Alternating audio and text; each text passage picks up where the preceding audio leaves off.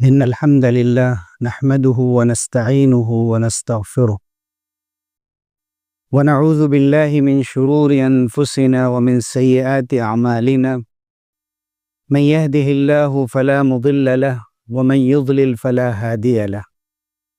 ونشهد أن لا إله إلا الله وحده لا شريك له ونشهد أن سيدنا ونبينا ومولانا محمدا عبده ورسوله. أما بعد فأعوذ بالله من الشيطان الرجيم. بسم الله الرحمن الرحيم. يا بني آدم خذوا زينتكم عند كل مسجد وكلوا واشربوا ولا تسرفوا إنه لا يحب المسرفين. قل من حرم زينة الله التي أخرج لعباده والطيبات من الرزق إلى آخر الآية. میرے محترم بزرگوں، عزیز بھائیوں اور دوستوں، اللہ رب العزت نے ہم سب کو بہت سی نعمتوں سے نوازا، اور حقیقت یہ ہے جیسا قرآن نے دو مقامات پر ذکر کیا، سورہ ابراہیم میں بھی اور سورہ نحل میں بھی، کہ وَإِن تَعُدُّوا نِعْمَةَ اللَّهِ لَا تُحْصُوهَا، کہ اگر تم اللہ کی نعمتوں کو شمار کرنا چاہو تو شمار نہیں کر سکتے۔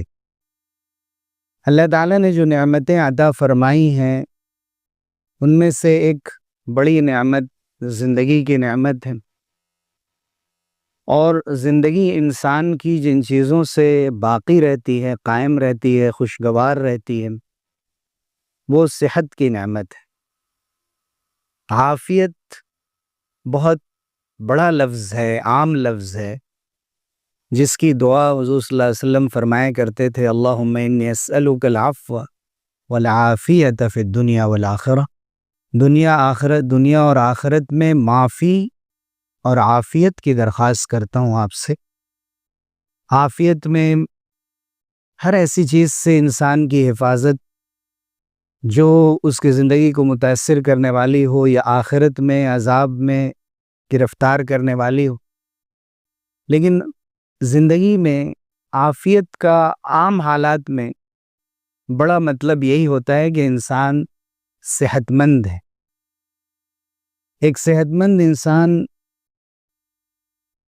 ایک کہا جاتا ہے کہ ایک صحت مند عقل ایک صحت مند جسم میں ہی ہوتی ہے۔ انسان کے اندر سوچنے سمجھنے کی صلاحیت، ہمت، حوصلے سے کام کرنے کا جذبہ، یہ اسی وقت ہوتا ہے جب اس کی صحت بنیادی طور پر درست ہو، صحیح ہو۔ اسی لیے ایک مقولہ مشہور ہے عربی میں کہ الصحۃ تاج علی رؤوس الاصحاء لا یراہ الا المرضى۔ صحت مندوں کے سروں پر ایک تاج ہے، لیکن اس تاج کو وہی لوگ دیکھ پاتے ہیں جو بیمار ہیں۔ عام حالات میں انسان کو یہ احساس ہی نہیں ہوتا کہ صحت کتنی بڑی نعمت تھی، اور سالک نے کہا تھا کہ تنگ دستی اگر نہ ہو سالک، تندرستی ہزار نعمت۔ تندرستی بہت بڑی نعمت ہے، صحت بہت بڑی نعمت ہے۔ اس صحت کے بارے میں اللہ رب العزت کے پاس سوال بھی کیا جائے گا۔ حدیث میں آیا کہ بندے کا قدم نہیں ہٹ پائے گا جب تک کہ چند چیزوں کا جواب نہ دے دے، چند سوالوں کا جواب نہ دے دے۔ اس میں سے ایک یہ بھی ہے کہ وَعَنْ جِسْمِهِ فِيمَا أَبْلَاهُ، جسم کے بارے میں سوال ہوگا کہ اس سے کیا کام لیا، اسے کس کام میں لگایا۔ حضور اکرم صلی اللہ علیہ وسلم نے جب تعلیم دی کہ نیک عمل جلد از جلد کر لو، اس لیے کہ نہیں معلوم کیسے حالات آ جائیں، کمزوری کے حالات، بیماری کے حالات، تو اس میں یہ بھی فرمایا وَصِحَّتَكَ قَبْلَ سَقَمِكَ، کہ تم غنیمت سمجھو۔ جن 5 چیزوں کے بارے میں فرمایا ان میں یہ بھی فرمایا کہ بیماری سے پہلے صحت کو غنیمت جانو، اور وہاں فرمایا او مرض مفسدہ، کیا تمہیں ایسی بیماری کا انتظار ہے جو انسان کو بالکل لاغر کر دے، کمزور کر دے، بیکار کر دے، کسی کام کے لائق نہ چھوڑے۔ حضور اکرم صلی اللہ علیہ وسلم نے اپنی دعاؤں میں پناہ مانگی زوال نعمت اور تحول عافیت سے۔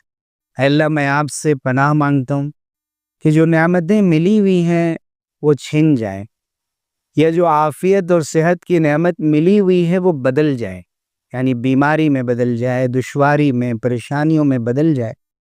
ملنے کے بعد پھر اللہ سے ہمیشہ دعا کرنا، اے اللہ علم کے بعد جہالت سے، صحت کے بعد بیماری سے، اور خوشحالی کے بعد تنگدستی سے، امن و امان کے بعد خوف سے ہم سب کی حفاظت فرما۔ اللہ رب العزت نے انسان کو جب صحت عطا فرمائی ہے تو اس صحت ایک طاقت ہے، بیماری ایک کمزوری ہے۔ جیسے نوجوانی کا جو زمانہ ہے یہ ایک طاقت ہے، لڑکپن کا زمانہ ہے کئی اعتبار سے کمزوری کا زمانہ ہے، بڑھاپے کا زمانہ کبر سنی کا، ضعیفی کا زمانہ جسمانی اعتبار سے انسان کے لیے کمزوری کا زمانہ ہے، اور قرآن مجید میں کئی جگہ اس طرف اشارات کیے گئے۔ حضور اکرم صلی اللہ علیہ وسلم نے فرمایا کہ المؤمن القوی خیر واحب الی اللہ من المؤمن الضعیف، طاقتور مومن بہتر ہے اور اللہ کو زیادہ محبوب ہے، پسندیدہ ہے کمزور مومن کے مقابلے میں۔ وفی کل خیر، خیر دونوں کے اندر ہے، دونوں کے لیے نیک اعمال کا راستہ کھلا ہوا ہے۔ اجر و ثواب انسان کے عمل کے اعتبار سے اللہ کا فضل کسی کے ساتھ بھی ہو سکتا ہے، لیکن اللہ رب العزت کو ایسا مومن پسند ہے جو طاقتور ہو۔ اور حضرت طالوت کی تعریف کی گئی سورہ بقرہ میں دوسرے پارے کے آخر میں کہ ان اللہ اصطفاہ علیکم وزادہ بسطۃ فی العلم والجسم، کہ اللہ تعالیٰ نے طالوت کو تمہارے لیے منتخب فرمایا ہے اور جسمانی اعتبار سے بھی اور علمی اعتبار سے بھی تم پر فوقیت دی ہے۔ علم تدبیر کا ذریعہ ہے، صحیح عمل تک پہنچنے کا ذریعہ ہے، گمراہی سے بچنے کا ذریعہ ہے، نظم و انتظام کو، ایڈمنسٹریشن کو چلانے کی مہارت اس کے ذریعے سے حاصل ہوتی ہے۔ دنیا کا پورا نظام اور علم اور سائنس کے ذریعے سے چل رہا ہے، لیکن اس کے ساتھ ساتھ اللہ تعالیٰ نے فرمایا بسطۃ فی العلم والجسم، علم کے ساتھ ساتھ جسمانی اعتبار سے بھی حضرت طالوت کو اللہ تعالیٰ نے فوقیت دی، اس لیے کہ انسان کی جسامت، اس کا ڈیل ڈول بھی اس کی متانت میں، اس کے وقار میں، اس کے روب میں اضافہ کرتا ہے۔ طاقت مطلوب ہے، لیکن وہ طاقت جو صحت کے ساتھ ہو، ایسی طاقت نہیں کہ دیکھنے میں انسان بہت ہی تندرست نظر آ رہا ہو لیکن حقیقت میں وہ موٹاپے کا شکار ہو اور اندر سے وہ ایک کمزور انسان ہو۔ اللہ رب العزت نے اور حضور اکرم صلی اللہ علیہ وسلم نے اشارات فرمائے کہ ایسا انسان مطلوب نہیں ہے جو ڈھیلا ڈھالا ہو، سست ہو، آرام طلب ہو، کمزور پڑ جائے جب کام کی ضرورت ہو، بلکہ جو چست ہو، تندرست ہو اور پھرتیلا ہو، ذہین ہو اور معاملات کو سمجھنے کی اس کے اندر صلاحیت ہو، معاملات کو حل کرنے کی صلاحیت ہو۔ حضرت شعیب علیہ السلام کی وہ دونوں بیٹیاں، انہیں یاد کیجئے کہ جب حضرت موسیٰ علیہ السلام نے ان کی بکریوں کو پانی پلا دیا، وہ دیر سے انتظار کر رہی تھیں۔ حضرت موسیٰ علیہ السلام نے پھر اللہ سے دعا کی کہ اللہ آپ جو بھی خیر میرے لیے اتاریں اور مجھے عطا فرمائیں، میں اس کا محتاج ہوں۔ حضرت شعیب علیہ السلام کے پاس جا کر ان کی ایک بیٹی نے جو تعریف کی حضرت موسیٰ علیہ السلام کی، اس تعریف میں یہ بات بھی تھی، یا ابت استاجرہ، اے ابا جان ان کو اجرت پر رکھ لیجئے، کام پر رکھ لیجئے۔ اشارہ تھا کہ نکاح کرا دیجئے۔ ان خیر من استاجرت القوی الامین، بے شک بہترین ہے وہ شخص جسے آپ اپنائیں اور جس کو اپنے کام میں لگائیں کہ جو قوی بھی ہو اور امین بھی ہو، جس کے اندر امانت بھی ہو، دیانت بھی ہو، اور اس کے ساتھ ساتھ اس کے اندر طاقت بھی ہو، قوت بھی ہو، اس کام کرنے کی صلاحیت بھی ہو۔ مہر کے طور پہ حضرت موسیٰ علیہ السلام نے حضرت شعیب کے پاس 8 یا 10 سال خدمت کی تھی. یہ پچھلی شریعت میں جائز تھا، اس طریقے پہ معاملات طے کیے جاتے تھے. حضرت موسیٰ علیہ السلام کی امانت کے ساتھ ساتھ، امانت انسان کی دینداری کو بتاتا ہے، اس کے ساتھ ساتھ ان کی قوت اور طاقت اور صلاحیت کی بھی تعریف کی گئی. اس سے معلوم ہوتا ہے کہ انسان کے اندر اللہ تعالیٰ نے جو جوہر رکھا ہے، جو صلاحیت رکھی ہے، ان میں صحت کو بڑی اہمیت حاصل ہے. اسی لیے حضور اکرم صلی اللہ علیہ وسلم نے فرمایا کہ نعمتانی مغبون فیہما کثیر من الناس. 2 نعمتیں ایسی ہیں کہ اکثر لوگ اس سلسلے میں گھاٹے میں. الصحت والفراغ، صحت کی نعمت جس کا صحیح خیال، جس کی صحیح حفاظت نہیں ہو پاتی ہے، اور خالی وقت جو انسان کو کاموں کی مصروفیت سے بیچ بیچ میں ملتا ہے، اس کو بھی انسان گنوا دیتا ہے، صحیح طور پہ اس کا استعمال نہیں کرتا. حضور اکرم صلی اللہ علیہ وسلم نے فرمایا کہ یہ 2 نعمتیں ایسی ہیں کہ اکثر لوگ ان دونوں نعمتوں کو ضائع کر دیتے ہیں اور ان کا خیال نہیں کرتے. اگر ان کا خیال کرتے ہوئے، ان کی قدر کرتے ہوئے ان دونوں نعمتوں کا صحیح استعمال کیا جائے تو ایسا شخص مغبون نہیں، مغبوط ہے، قابل رشک ہے، قابل ستائش ہے. اس کو دیکھ کر لوگ سیکھتے ہیں، سبق حاصل کرتے ہیں کہ زندگی کا طریقہ یہ ہونا چاہیے، زندگی کو اصولوں کے ساتھ گزارنے کا یہ منہج ہونا چاہیے، اور اس طرح سے کامیاب زندگی گزاری جا سکتی.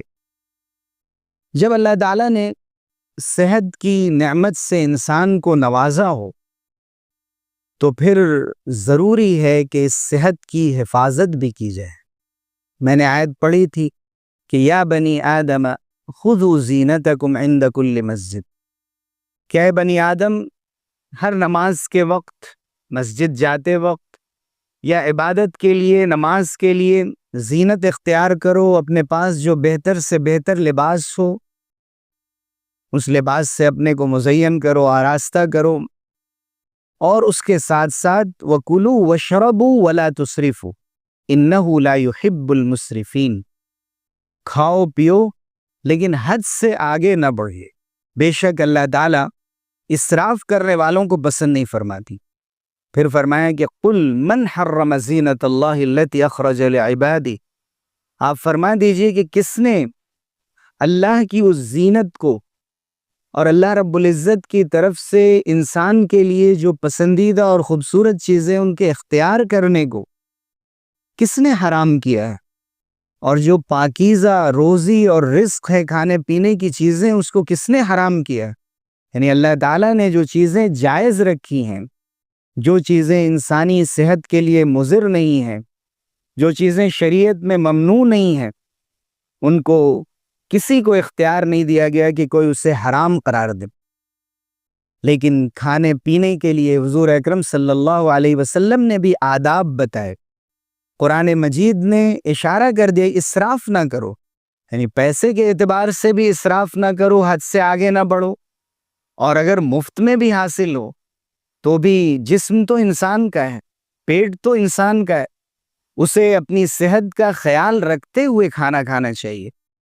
فرمایا گیا ہے کہ خوردن برائے زیستن، نہ کہ زیستن برائے خوردن. کھانا زندگی کے لیے، زندگی کھانے کے لیے نہیں. انسان کھانا کھائے لیکن اتنا کھانا نہ کھائے کہ کھانا انسان کو کھا جائے. جیسے غم انسان کو کھا جاتا ہے، ویسے ہی کھانا بھی انسان کو اندر سے گھلا دیتا ہے، کمزور کر دیتا ہے. جب انسان کسی طور طریق کا، آداب کا خیال کیے بغیر کھانے کا استعمال کرتا ہے، اور اللہ کی اس نعمت کا حق سمجھتے ہوئے ان آداب کا خیال نہیں کرتا جن کی تعلیم دی گئی ہے احادیث میں، اور جن کی تاکید حضور اکرم صلی اللہ علیہ وسلم نے فرمائی. جیسے حضور نے فرمایا کہ ما ملأ ابن آدم وعاء شرا من بطنی، کہ آدم کے بیٹے نے پیٹ سے برا اور بدترین کوئی برتن نہیں بھرا. پھر آپ نے فرمایا کہ حسب ابن آدم لقیمات او اکلات یقمن صلبہ، کہ ایک بندے کے لیے کافی ہے کہ کھانا اتنا میسر آ جائے جو اس کے پٹھوں کو مضبوط کر دے اور جو اسے زندہ باقی رکھے. فَإِنْ كَانَ لَا مُحَالَةَ، اور اگر اس سے بڑھ کر ہی کھانا پڑے، فَثُلُثٌ لِطَعَامِهِ وَثُلُثٌ لِشَرَابِهِ وَثُلُثٌ لِنَفَسِهِ، تو 1/3 حصہ وہ پیٹ میں کھانے کے لیے رکھے، 1/3 پینے کے لیے اور 1/3 سانس کے لیے. کہ انسان جو کھانا بھی استعمال کرے صرف زبان سے حلق تک کے ذائقے کے لیے نہ ہو، بلکہ اس کو یہ بھی خیال ہو کہ اللہ نے معدہ بھی بنایا ہے، ہاضمے کا نظام بھی رکھا ہے. ایسا کھانا جو انسان کے لیے جسے ہضم کرنا دشوار ہو جائے، اس سلسلے میں شریعت نے ہدایت دی ہے، اسلام نے تعلیم دی ہے کہ احتیاط کی جائے. فرض ہے، کبھی کھانا فرض ہو جاتا ہے اپنی جان بچانے کے لیے، کھڑے ہو کر نماز پڑھنے کے لیے، اس سے زیادہ کھانا کھایا گیا مزید عبادت کے لیے، خیر کے کاموں میں اپنے کو لگانے کے لیے. انسان اتنا کم نہ کھائے کہ کوئی کام نہ کر سکے، کمزور پڑ جائے، اس پر بھی اجر و ثواب ہے. اگر انسان عبادت کی نیت کرتے ہوئے اللہ کی اس نعمت کا استعمال کر رہا ہے، لیکن اس کے بعد بھی جائز ہے. مباح الی الشبع، فقہا نے لکھا ہے کہ اتنا کھانا بھی جائز ہے کہ جس سے انسان آسودہ ہو جائے، پیٹ بھر جائے، لیکن بہتر یہ ہے کہ اس سے پہلے اپنا ہاتھ روک لے.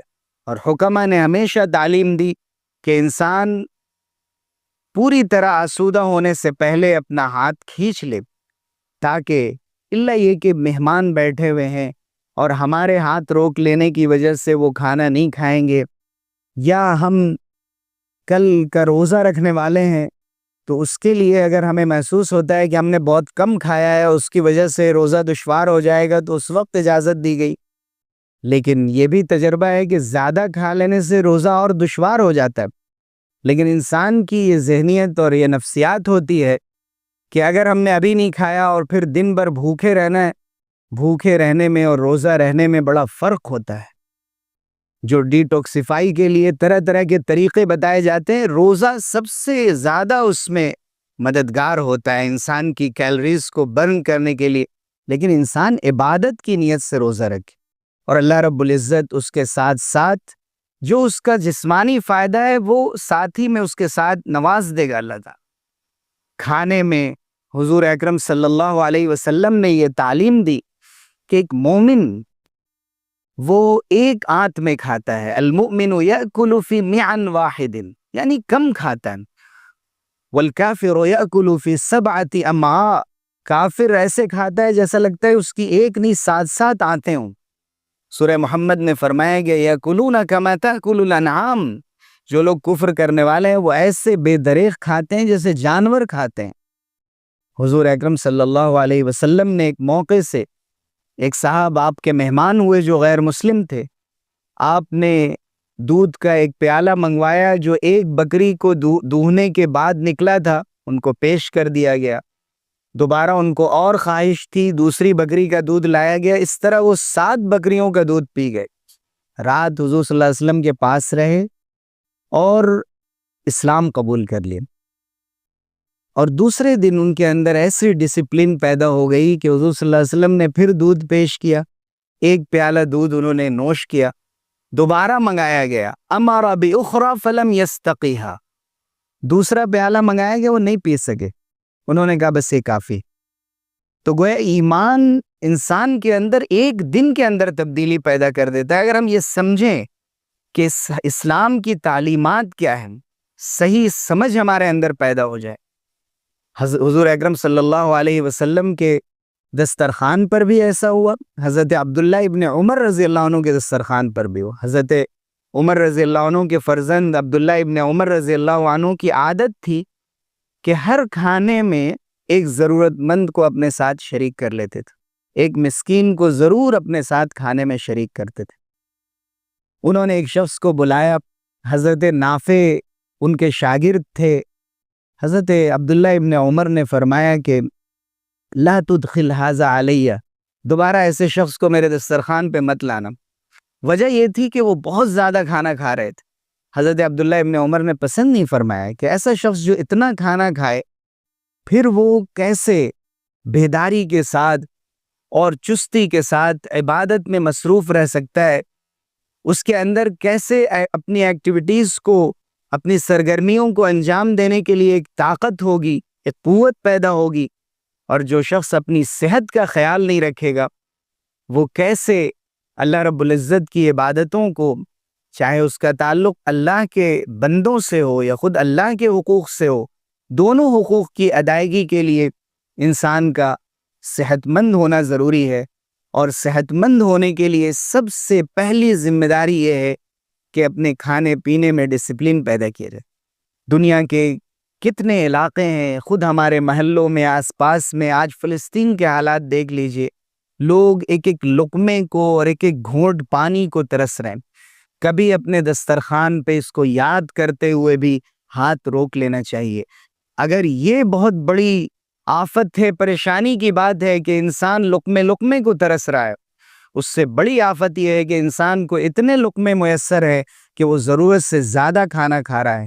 اور حضور صلی اللہ علیہ وسلم نے ایک شخص کو دیکھا، اس کا پیٹ اپنی جگہ سے باہر آ رہا تھا، اور حضرت عمر نے تعلیم بھی دی کہ ایاکم والبطنۃ فی الطعام والشراب، کھانے پینے میں احتیاط کرو اور اتنا مت کھاؤ کہ تمہارے پیٹ باہر آ جائے۔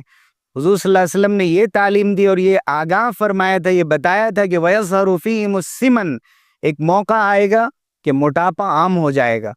حضور صلی اللہ علیہ وسلم نے ایک شخص کو دیکھا، ناپسند فرمایا، اور آپ نے فرمایا لَوْ كَانَ هَذَا فِي غَيْرِ هَذَا لَكَانَ خَيْرًا لَكَ، اگر یہ چیز کہیں اور ہوتی تو بہتر ہوتی۔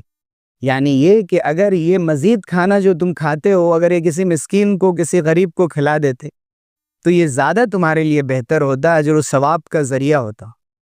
صحت کی حفاظت کے لیے کھانے پینے میں جو احتیاط مطلوب ہے، حلال کھانا اور طیب کھانا، جنک فوڈ نہ ہو، فاسٹ فوڈ نہ ہو۔ فاسٹ فوڈ انسان کو اور سلو کر دیتا ہے، اس کی سستی اور کاہلی میں اور اضافہ کر دیتا ہے۔ ڈرگس اور نشے کی عادت، اجتنبوا الخمر فإنها ام الخبائث، بتایا کہ جتنی بھی گندی چیزیں ان میں سب سے بدترین شراب ہے۔ اور ہر وہ چیز جو نشہ پیدا کر دے یا نشے کی سی کیفیت پیدا کر دے، چاہے وہ سگریٹ نوشی ہو، یا آج جو نوجوانوں میں نشے کی لت لگ گئی ہے، اور طرح طرح کی چیزوں سے جو حقیقت میں ہم جانتے بھی نہیں اور ہمیں اس بات کا احساس بھی نہیں ہوتا کہ اس چیز سے بھی نشہ کیا جا سکتا ہے۔ نوجوان بچے اور بچیاں نشوں میں مبتلا ہیں، اور ایک طرح کا ایڈکشن ہے، اپنے غموں کا، غصے کا علاج نشے میں ڈھونڈ لیا گیا ہے۔ کسی کو اسکرین ایڈکشن ہے، کسی کو ڈرگس کا ہے، طرح طرح کی نشہ آور چیزوں کا ہے۔ اس سے اپنے جسم کی اور اپنے صحت کی حفاظت کرنا انسان کی اولین ذمہ داری ہے۔ اس کے ساتھ ساتھ صحت کی حفاظت کے لیے ضروری ہے نظافت ہو، صفائی ہو۔ حضور اکرم صلی اللہ علیہ وسلم نے تعلیم دی، وضو کی تعلیم دی، غسل کی تعلیم دی، جسمانی صفائی کی تعلیم دی۔ سر کے بال ہوں یا انسان کی مونچھیں ہوں، یا جسم میں جن اعضاء کے بال کو صاف کرنے کا حکم دیا گیا، ان کو وقت وقت سے ان کی صفائی کرنا، ناخن کی صفائی کرنا، ان کو حضور نے فطرت میں سے بتایا۔ خصال فطرت، یعنی وہ چیز کہ انسان اگر صحیح فطرت پر ہے اور نیچر کے مطابق زندگی گزار رہا ہے تو ضرور بغیر کسی دباؤ کے وہ ان کاموں کا پابند ہوگا، وہ نیچر کے خلاف نہیں جائے گا۔ حضور اکرم صلی اللہ علیہ وسلم نے صاف ستھرے کھانے کی جہاں تعلیم دی، ویسے ہی اپنے ماحول کو صاف ستھرا رکھنے کی تعلیم دی کہ انسان اپنے گھر میں صفائی رکھے، اپنے گرد و پیش میں صفائی رکھے۔ جس مسجد میں وہ نماز پڑھتا ہے وہ یہ نہ سمجھے کہ جو خادم ہیں وہ صفائی کے لیے رکھے گئے ہیں اور صرف ان کا کام ہے صفائی کرنا۔ بہت سے لوگوں کو اذان دینے کا شوق ہوتا ہے، لیکن یہی مؤذن حضرات مسجد کی خدمت کرتے ہیں، تو مؤذن کے دوسرے کام بھی کبھی کر دیا کیجئے تاکہ اندازہ ہو کہ آپ کو اللہ کے گھر سے محبت ہے۔ حضرت امام بخاری رحمۃ اللہ علیہ نے دیکھا مسجد میں تنکا گرا ہوا ہے، اٹھا کر خاموشی سے جیب میں رکھ لیا اور بعد میں پھینکا، اخفا بھی ہو جائے، لوگ یہ بھی نہ سمجھیں کہ اتنے بڑے امام ہو کر دکھاوا کر رہے ہیں، اور ساتھ میں اللہ کے گھر کی صفائی بھی ہو جائے۔ اور اللہ کے گھر میں جو وضو خانے بنائے جاتے ہیں، طہارت خانے بنائے جاتے ہیں، یہ آسانی کے لیے، ورنہ اصل تو ذمہ داری یہ ہے کہ انسان گھر سے وضو کر کے آئے۔ جب ہم گھر کے وضو خانے اور طہارت خانوں کا استعمال کر رہے ہو تو اپنی ذمہ داری سمجھیں کہ ایک مسلمان کی ذمہ داری کیا ہے، اور صفائی کے جو تقاضے ہیں ان کو ملحوظ رکھتے ہوئے ان سہولیات کا استعمال کرے۔ اس کے ساتھ ساتھ صحت کے لیے ضروری ہے، صرف ہائیجینک ماحول اور فوڈ سے نہیں ہوتا، اس کے ساتھ ساتھ صحیح وقت پہ سونے کا خیال۔ اللہ رب العزت نے رات کو لباس بنایا ہے، اوڑھ کر سو جائے انسان، اور اسے سکون کا اور نیند کو تھکاوٹ کے دور کرنے کا سبات بنایا، جیسے سورہ نبا میں فرمایا گیا صحیح وقت پہ نیند لی جائے، سونے کا صحیح نظام بنایا جائے۔ آج ہم نے راتوں کو گھومنے پھرنے کے لیے، سیر و تفریح کے لیے اور پارٹیز میں شرکت کرنے کے لیے اور اسی طرح سے بیجا موبائل پہ وقت گزارنے کے لیے راتوں کو خاص کر دیا ہے۔ 2 3 بجے لوگ آرام کی طرح آرام کے بستر پہ جاتے ہیں اور پھر فجر کی نماز چھوڑتے ہیں، دن کے وقت میں سوتے ہیں، دیر سے اپنے کام پر پہنچتے ہیں۔ یہ سب کام وہ لوگ کر رہے ہیں کہ جن کو قرآن مجید پر ایمان کا دعویٰ ہے، اور جو مومن ہیں، جنہوں نے چھوڑ رکھا ہے اللہ کے بنائے ہوئے پورے نظام کو، ایمان کا اور اسلام کا تھوڑا سا حصہ لے رکھا ہے، اور جس کی وجہ سے وہ فائدے ہمیں اپنی زندگی میں نظر نہیں آ رہے ہیں جو مطلوب ہیں۔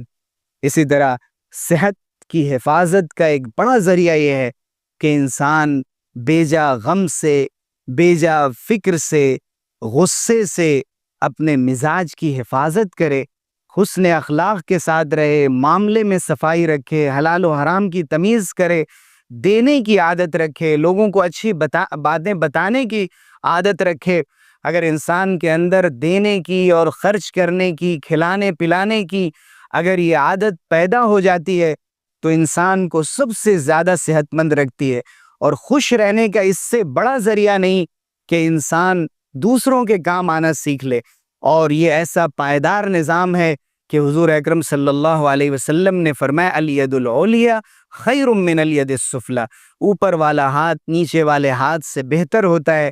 انسان اگر ان چیزوں کی عادت بنا لے تو اللہ رب العزت اس کے لیے زندگی کو آسان فرما دیتے ہیں۔ عمر انسان کو نہیں معلوم کب تک رہتی ہے، صحت کب تک ساتھ دیتی ہے۔ ارذل العمر سے پناہ مانگی گئی ہے، ایسے بڑھاپے سے جو انسان کو بیکار کر دے۔ لیکن حضور صلی اللہ علیہ وسلم نے فرمایا اعمار امتی بین الستین الی السبعین واقلہم من یجوز ذلک، میری امت کے لوگوں کی عمر 60 سے 70 سال زیادہ تر ہوگی، کم لوگ ہوں گے جو اس سے آگے بڑھیں گے۔ ہر روز ہمارے سامنے جنازے ہیں، آج بھی 2 جنازے ہمارے پاس موجود ہیں۔ اللہ تعالیٰ ان دونوں حضرات کی اور تمام مرحومین کی مغفرت فرمائے، ان کی نماز جنازہ ہم ادا کریں گے۔ اس بات کو یاد رکھیں کہ ایک دن ہمیں بھی جانا ہے اور اللہ رب العزت کے حضور حاضر ہونا ہے، تو ہمیں اپنی زندگی اصولوں کے ساتھ، ڈسپلین کے ساتھ گزارنی چاہیے، اور اپنے خیال کے ساتھ ساتھ دوسروں کا خیال اور دوسروں کی خدمت کے جذبے کے ساتھ زندگی گزارنا چاہیے۔ اس سے برکت بھی ہوتی ہے اور اللہ کی طرف سے صحت میں دوام بھی ملتا ہے۔ حضور سے پوچھا گیا بہترین انسان کون ہے؟ حضور نے فرمایا کہ من طال عمرہ وحسن عملہ، اللہ تعالیٰ جس کو لمبی عمر دے اور جس کے اعمال بھی اچھے ہوں۔ اللہ رب العزت ہم سب کو عمل کی توفیق سے نوازے، آمین۔ وآخر دعوانا